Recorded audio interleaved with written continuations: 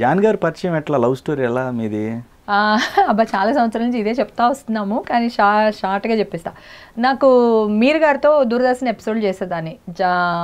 అప్పుడే జగన్ అన్నతోని మీర్ గారితోని single episodes, telefilms అట్లా ఉండేవన్నమాట దూరదర్శన్లో అనమాట. కొంచెం ఇంపార్టెంట్ ఎపిసోడ్, నాట్ సీరియల్ లాగా కాకుండా అనమాట. సో అలాంటివి చేసినప్పుడు తిను మీర్ గారితో పాటు వచ్చారు. మీర్ గారి బ్రదరు మీర్ గారితో పాటు అసిస్టెంట్గా వచ్చారు అనమాట.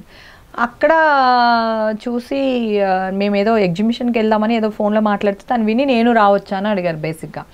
అదే రండి ఎగ్జిబిషన్ ఎవరన్నా రావచ్చు, దానికి నా పర్మిషన్ అడగడం ఎందుకు, నేను అప్పుడు మామూలుగా జోలిగా ఉంటాను కదా, ఎప్పుడు నవ్వుతూ ఉంటాను కదా. సో అనేసరికి సరే అని చెప్పి ఆయన వచ్చారు. అప్పుడు ల్యాండ్లైన్స్, ఫోన్లు కూడా ఏం లేవు మన దగ్గర అసలు. సో అక్కడ వచ్చారు. అక్కడ ఎగ్జిబిషన్లోనే కలిసాం మేము. అంటే ఫ్రెండ్తో మాట్లాడింది తను కూడా విన్నాడు. సో వచ్చారు. వచ్చిన తర్వాత మాట్లాడుతుంటే నేను మిమ్మల్ని పెళ్లి చేసుకోవాలనుకుంటున్నాను అని అన్నారు. So not I love you అనో లేదు ఇంకో ప్రపోజల్, అది కూడా ఫస్ట్ మీటింగే. నేనేమి ఆయన వెనకాల పడలేదు, ఆయన ఏమి నా వెనకాల పడలేదు, ఏం జరగలా. సో టక్మని అలా అనేసరికి జనరల్గా మన మెంటాలిటీ ఎలా ఉంటుందంటే, అమ్మో లవ్ అంటాడు, మోసం చేస్తారు, ఇవన్నీ రాసేసాం కదా చిన్నప్పుడు, మనం రాసి పెట్టేసుకున్నాం కదా పలకల మీద. సో అలా కాకుండా ఇతను పెళ్లి చేసుకుంటా అన్నాడు. ఓకే, మోసం చేసే క్యారెక్టర్ కాదు, మోసం చేసే క్యారెక్టర్ అయితే పెళ్ళని ఎందుకు అంటాడు ఫస్టే. సో అనేది కొంచెం మైండ్లో అనిపించింది. అప్పుడు నాకు 18 కంప్లీట్ అవుతున్న స్టేజ్ అనమాట అప్పుడు. సో అలా అంటే సో ఓకే మాట్లాడడం, సరదాగా కౌర్లు చెప్పుకోవడం ఫోనుల్లో అట్లా మొదలుపెట్టాం. బేసిక్గా మొదలుపెట్టి ఒక ఫైన్ డే లేదు నేను మ్యారేజ్ చేసేసుకుందాము అది ఇది అని అనేసి మా అమ్మాళ్ళకి తెలియకుండా, వాళ్ళ ఇంట్లో తెలియకుండా రిజిస్టర్ మ్యారేజ్ ఆఫీస్లో వెళ్ళిపోయి 1 month ముందే నా సర్టిఫికెట్ తన సర్టిఫికెట్లు ఇవన్నీ ఇచ్చేసి ఒక డేట్ ఫిక్స్ చేసేసుకొని చేసేసాం అనమాట. ఆ తర్వాత ఇంట్లో మా మదర్కి వాళ్ళ అన్నయ్య వచ్చి, మా తమ్ముడు ఇట్లా మీ అమ్మాయితో మాట్లాడుతున్నారు, వీళ్ళు ఏదో జరుగుతుంది ఏదో చేస్తున్నారని మీర్ గారు వచ్చి మా ఇంట్లో చెప్పారు. చెప్పిందా మీర్ గారు వెళ్ళిపోయిన తర్వాత మా అమ్మ హ్యాంగర్ కొట్టేసింది. మంచి కెరీర్ పీక్ అనమాట అండి. క్షణక్షణం అయిపోయింది. ఒక మంచి క్యారెక్టర్ ఆర్టిస్ట్గా గుర్తింపు తెచ్చుకున్నాను. రెండిళ్ళ పూజారి ఇట్లా చాలా సినిమాలు అనమాట, కొంచెం మంచి మంచి డిఫరెంట్ క్యారెక్టర్లు చేస్తూ చాలా బిజీగా ఉన్నాను ఆ టైంలో కూడా, బిఫోర్ మ్యారేజ్ కూడా. సో అంత మంచిగా అంటే ఊరి నుంచి వచ్చి ఏదో సంపాదించాలి సాధించాలి అమ్మకు కూడా ఉంటుంది కదా, అవన్నీ పక్కన పాడేసి పెళ్ళి అది ఇదే అనేసరికి పైగా 18 years అప్పుడు ఏంటిది గోల అది ఇది అని చెప్పేసి ఇంకా మమ్మీ తుక్కు రాగొట్టేసింది. తుక్కు రాగొట్టిన తర్వాత మమ్మీకి చెప్పకుండా రిజిస్టర్ మ్యారేజ్ చేసేసుకున్నాం. ఆ తర్వాత ఒక 19 ఎంటర్ అయిన తర్వాత అనుకుంటా 19కో నాకు గుర్తులేదు, నా మ్యారేజ్ అయితే 19 yearsకి అయిపోయింది. ఆ తర్వాత ఒక ఫైన్ డే వాళ్ళ ఇంట్లో మా ఇంట్లో పెళ్లి చేసేసుకున్నాము ఇట్లా అట్లా అని చెప్తే అప్పుడు సెకీ సినిమా లాగా అనుకోండి, నేను మా ఇంట్లోనే ఉన్నాను, అబ్బాయి ఆ ఇంట్లోనే ఉన్నాడు రిజిస్టర్ మ్యారేజ్ తర్వాత. ఆఫ్టర్ మ్యారేజ్ కూడా మేము మా ఇంట్లో ఉన్నాం రిజిస్టర్ మ్యారేజ్ తర్వాత, తన ఇంట్లోనే ఉన్నారు. సో అప్పుడు కూడా చూడండి రిజిస్టర్ మ్యారేజ్ ఎందుకు చేసుకున్నాను అంటే వాళ్ళు ముస్లిమ్స్, రేపు ఎప్పుడైనా నాకు తలక్ అని మళ్ళీ ఇంకో దాని దగ్గరికి వెళ్తారేమో, ఎందుకు వచ్చిన గొడవ అని అప్పుడు కూడా షార్పు. రిజిస్టర్ మ్యారేజ్ అయితే 7 పెళ్లిళ్ళు చేసుకోవడానికి లేదు, అది ముస్లిం అయినా సరే ఇంకెవరన్నా సరే, గవర్నమెంట్ రూల్ ప్రకారం ఒకతే భార్య.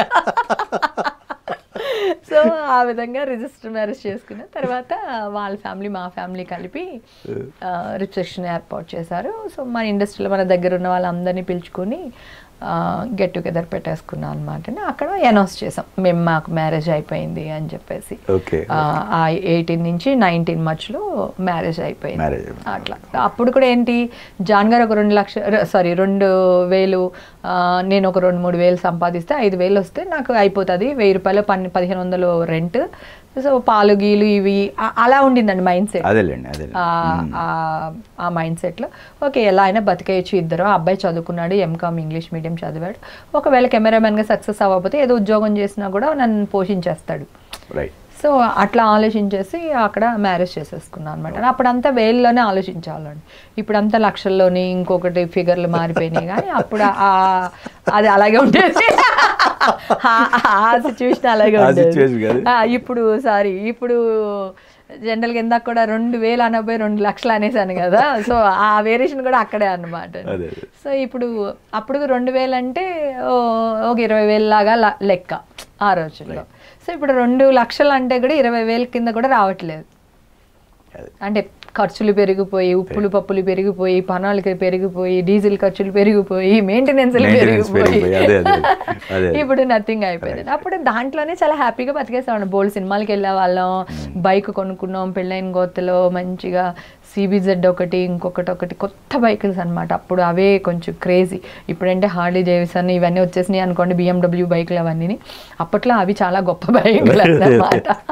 సో అట్లా లైఫ్ చాలా హ్యాపీగా ఎంజాయ్ చేస్తాను సార్. అసలు ఏ కష్టం నష్టము ఏం అనిపించేది కాదు. అంటే నేను చెప్పాను కదా, నేను ఎక్కడున్నా నేను హ్యాపీగా బతికేస్తాను. నాకు ఇదే కావాలి, ఈ ఫుడ్డే కావాలి, ఇలాగే ఉండాలని కాదు. నేను ఇప్పుడు కూడా గెంజడం తింటా. నేను మా అమ్మాయి సూప్ రైస్ అని పేరు పెట్టుకున్నా. నేను నా కూతురు ఎప్పుడన్నా మమ్మీ సూప్ రైస్ తిందా అని తన అంటుంది. చిన్నప్పటి నుంచి, పాప చిన్నప్పటి నుంచి కూడా తనకి సూప్ రైస్ అని అలవాటు చేశా. సరదాగా తింటా ఉంటాను నేను మా అమ్మాయి. అలా అప్పుడప్పుడు తినేది. ఇప్పుడు కొంచెం 2 రోజులకు ఒకసారి కూడా తింటున్నాం. ఎందుకంటే దాంట్లో గెంజిలో కొలాజన్ ఎక్కువ ఉంటుంది అంటండి. సో ఓకేనా. మా స్కిన్ డాక్టర్ ఏం చెప్పారంటే స్కిన్ టైట్నింగ్గా ఉండాలి. ఇప్పుడు ఇంకా మనకి ఏజ్ దగ్గర పడుతుంది కదా, ఇంకా మనం క్రాస్ చేస్తూ వెళ్తుంటాం కదా. సో ఆ కొలాజన్ ఎక్కువ ఉంటుంది కనుక ఫిష్ ఒకటి గెంజి ఒకటి బాగా పనిచేస్తుంది. అందరూ ఫిష్ అనేస్తారు ఫాస్ట్ కనుక. సో నాకు ఇది గెంజి నచ్చింది. బాగుంది కాన్సెప్ట్, డాక్టర్ మంచిగా చెప్పాడని చెప్పేసి ఇంక నేను ఆ గెంజి రాత్రి తీసుకోవడం, దాంట్లో కొంచెం అన్నం ఒక ఉల్లిపాయ ముక్క వేసుకొని తినడం అట్లా స్టార్ట్ చేశాను అనమాట. రోజు రెగ్యులర్గా కాకపోయినా కూడా ఆల్టర్నేట్గా తింటా. అంటే మీరు నాకు బిర్యానీ పెట్టకపోయినా ఒక ఆవకాయ ముక్క వేసి అన్నం పెట్టినా బతికేస్తాను. అది కాకుండా మీరు నన్ను అడవిలో పాడేసినా కూడా, నాకు అక్కడ భాష రాకపోయినా కూడా నేను అక్కడ కూడా బతికేస్తాను. ఎక్కడో ఒక చోట ఒక న్యూస్ చూశాను, ఏమగారు ఆస్తులు 100 కోట్లు అని చెప్పేసి. 100 కోట్ల ఆస్తులు సంపాదించారు. కాదు సార్, 100 కోట్ల ఆస్తులు ఉంటే నేను దోశల బండి గురించి నా సెల్ఫ్ దీని గురించి ఎందుకు మాట్లాడతాను సార్? 100 కోట్లు ఏం లేదు సార్, ఉన్న ఆస్తులు బాగానే ఉన్నాయి అంతే. Okay, I'm happy. నా కూతురికి సెటిల్ చేయగలదంతా సంపాదించా. ఓకే, ఇంక ఇప్పటికే సంపాదిస్తూనే ఉన్నాను, ఇంకా సంపాదిస్తూనే ఉంటాను. ఏ పని వదలను సార్. ఏదైనా సరే మీరు పిలిచి నాకు ఈ పని ఉందమ్మా చేస్తాను, ఇంత ఇస్తామో అంటే కనుక వెళ్ళి కష్టపడి ముక్కు సూటుగా ఉండాలి, తల ఉంచే పని మాత్రం చేయను. సో అది కాకుండా మీరు ఏ పని అయినా ఇవ్వండి చేస్తా. సో నాకు అరే నన్ను ఓడ్చమన్నాడే, నన్ను కింద కూర్చోమన్నారే అలా ఏం ఉండదు. సో ఏదైనా కష్టపడి పని చేయడం. నేను మా అమ్మాయి కూడా నేను అదే చెప్తున్నాను.